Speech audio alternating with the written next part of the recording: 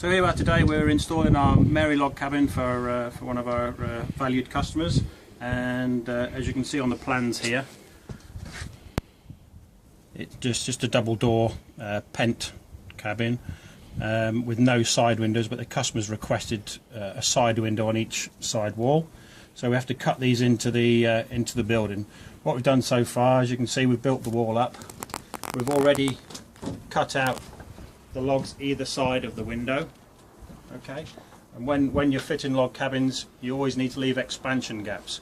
The walls on a typical cabin can move up and down by as much as 30mm between the wet and the dry season, so if we fitted these tight and the logs as loose as possible.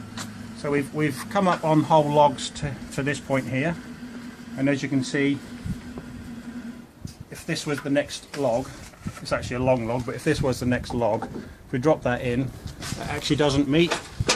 So what we need to do is drop the window out and take some distance out of this log here. So we're going to cut a section out of here at this point to allow the window to drop down, which will allow the log to drop in, and we'll cut it more than we need here because we need to have a good 20-25mm of expansion gap so the logs can move up and down but not actually impact on the window at all. So when you fit your windows and doors in your log cabins, they're basically what we call free floating, so they're not actually fixed to the logs in any way. So we're now going to take the window out, and I've already pre-marked on the other side where I'm going to jigsaw out the slot at the bottom to allow the window to drop down.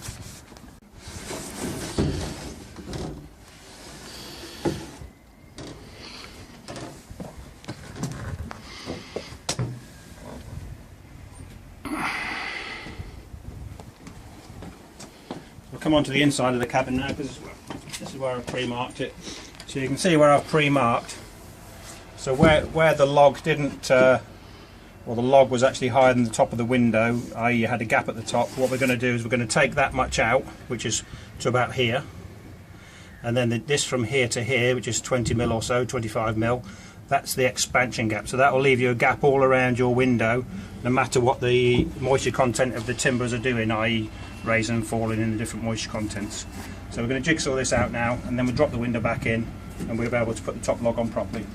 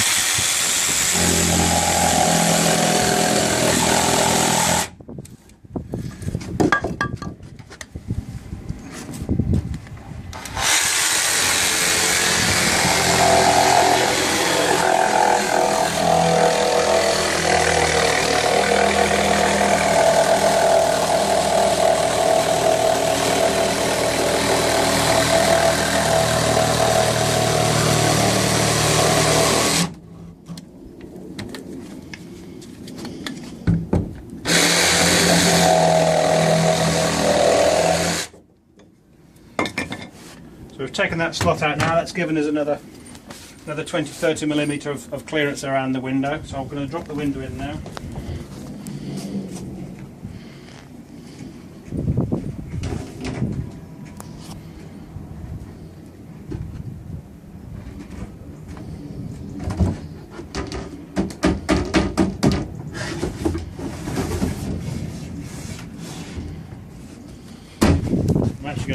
I'm going to put the long log in, which needs to go on the top of there.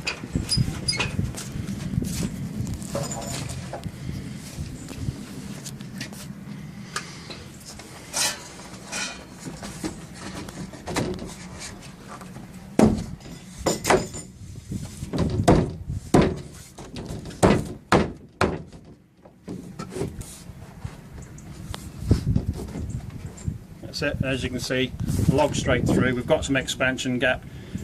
What you can actually do on all of these windows, that's sort of fitting fairly flush with the groove. What you can do is just lift it up again and put a packer underneath, 5mm, just to raise it a little bit. And if you find the logs are expanding too much in the changes in the weathers, You can take the packers out if if it gets dry and they close up. You'll have a smaller distance between here and here, so they're quite flexible.